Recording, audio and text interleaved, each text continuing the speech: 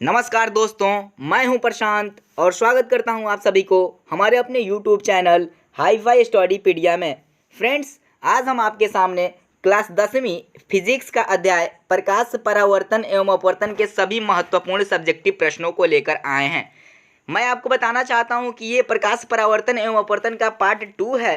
Part 1 हमारे channel पे upload कर दिया गया है और इस वीडियो के डिस्क्रिप्शन बॉक्स में पार्ट 1 का लिंक मैंने दे रखी है। इसलिए मैं कहूँगा कि सबसे पहले आप पार्ट 1 को देख लीजिए और उसके बाद से आप पार्ट 2 को देखिए तो आपको ज़्यादा से ज़्यादा समझ में आएगा।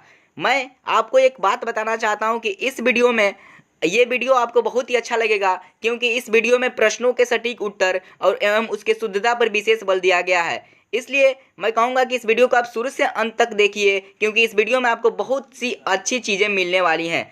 मैं वीडियो शुरू करने से पहले कहूँगा कि यदि आपको ये वीडियो अच्छा लगता है तो प्लीज़ वीडियो को लाइक कर दें और हमारे चैनल को अवश्य सब्सक्राइब कर दें। तो चलिए दोस्तों, वीडियो को शुरू करते हैं। आज हमारा पहला प्रश्न है, प्रकाश का अपवर्तन क्या है, इसके नियमों का उल्लेख करें। यानी हमें बताना है कि प्रकाश का अपवर्तन हम किसे कहते हैं और इसके क्या क्या नियम हैं।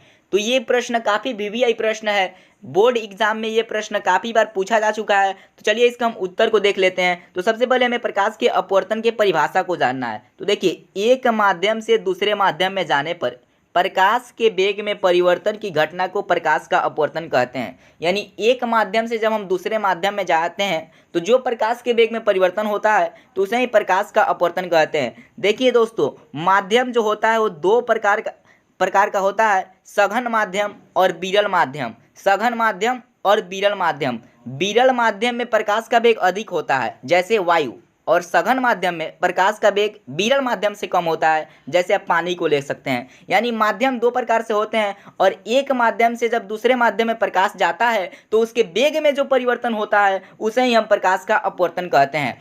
तो अब हमें प्रकाश के अपवर्तन के नियम को जानना है। तो मैं आपको बता दूं कि प्रकाश के अपवर्तन के दो नियम होते हैं। तो चलिए सबसे पहले हम पहला नियम को देख लेते हैं।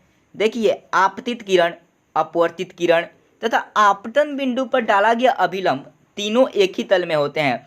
आपतित किरण और जो अपवर्तित होती है वो किरण तथा आपतन बिंदु पर जो अभिलंब होता है वो तीनों एक ही तल में होते हैं। और देखिए दूसरा नियम, प्रकाश के अपवर्तन के दूसरे नियम को हम स्नेल के नियम के नाम से भी जानते हैं। तो स्नेल के नियम देखिए क्या कहता है ये स्नेल का नियम।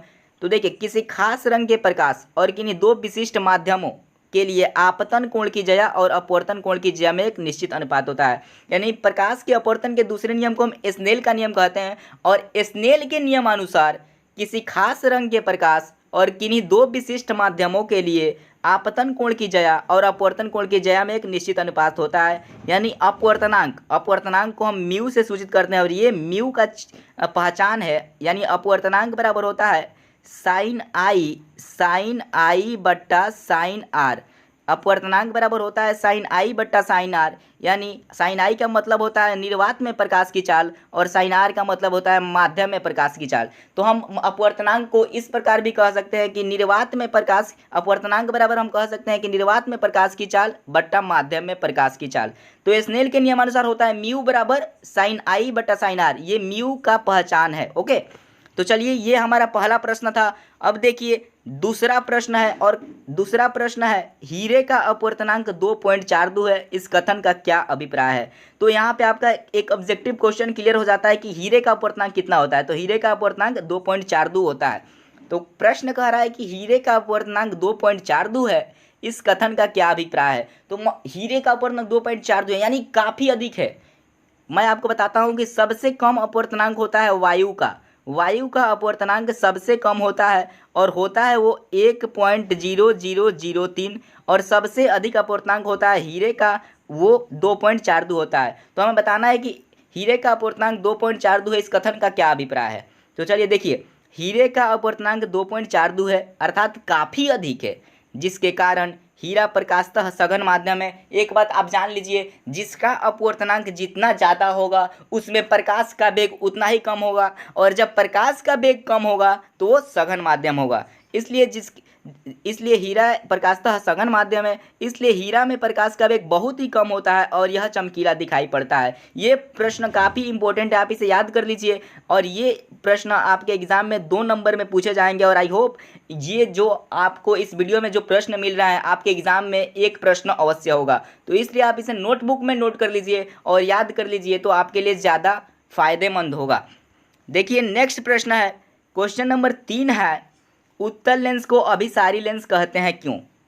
सही बात है कि हम उत्तल लेंस को अभिसारी लेंस कहते हैं, तो हमें बताना है कि उत्तल लेंस को हम अभिसारी लेंस क्यों कहते हैं।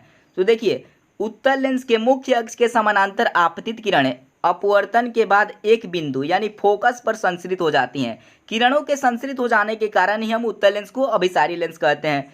यानी हम जानते हैं कि अभिसारी का अर्थ होता है किसी बिंदु पर संश्रित होना और अपसारी का अर्थ होता है किसी बिंदु से विभिन्न दिशाओं में फैल जाना। तो उत्तल लेंस अभिसारी लेंस होता है और अवतल लेंस जो होता है वो अपसारी लेंस होता है। तो देखिए उत्तल लेंस, ये एक उत्तल लेंस का फिगर है, जो आंसर हम जो लिखे हैं उसको हम बता देते हैं कि समझ लेते हैं उसे। देखिए ये एक उत्तल लेंस है और ये इसकी फोकस दूरी है और ये फोकस की दुगुनी है।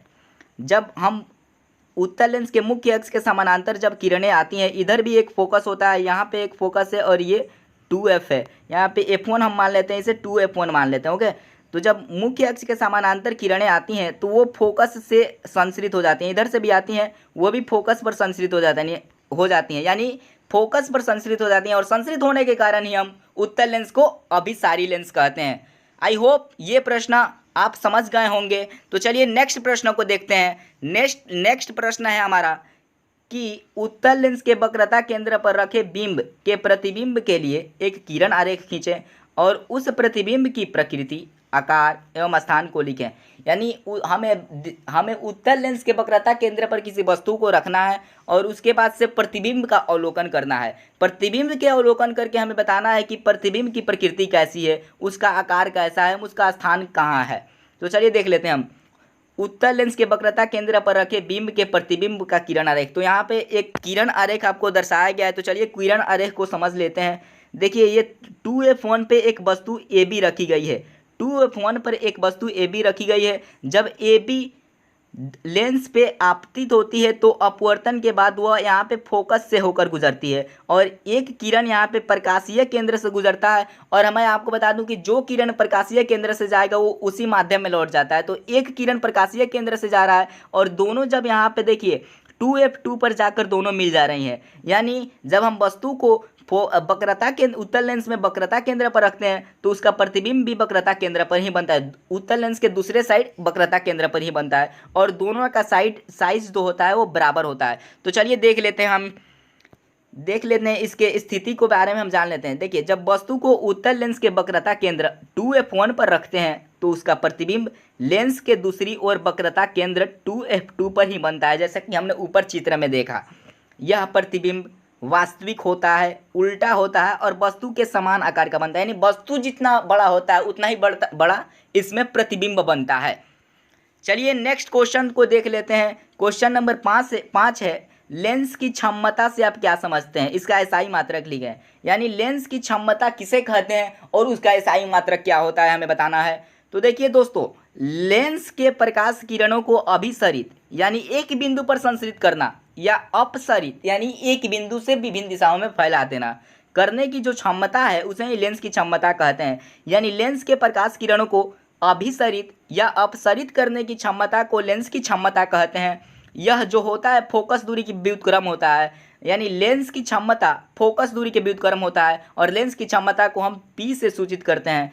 लेंस की क्षमता का एसआई मात्रक डायोप्टर होता है। यहाँ पे हमने देखा कि लेंस की क्षमता फोकस दूरी के व्युत्क्रम होता है, यानी P जो होता है क्षमता जो होता है फोकस दूरी के व्युत्क्रम होता है, यानी 1/f। यहाँ पे एक हमारा सूत्र तैयार हो गया कि P बराबर 1/f। जब ये सूत्र आपको याद रहेगा तो आप न्यूमेरिकल प्रश्न को भी सॉल्व कर लीजिएगा इस पे आधारित। तो आप याद कर लीजिए कि P बराबर होता है 1/f, यानी लेंस की क्षमता उसके फोकस दूरी। यानी इस प्रकार हमने प्रकाश परावर्तन एवं अपवर्तन से संबंधित कुछ महत्वपूर्ण प्रश्नों को जाना।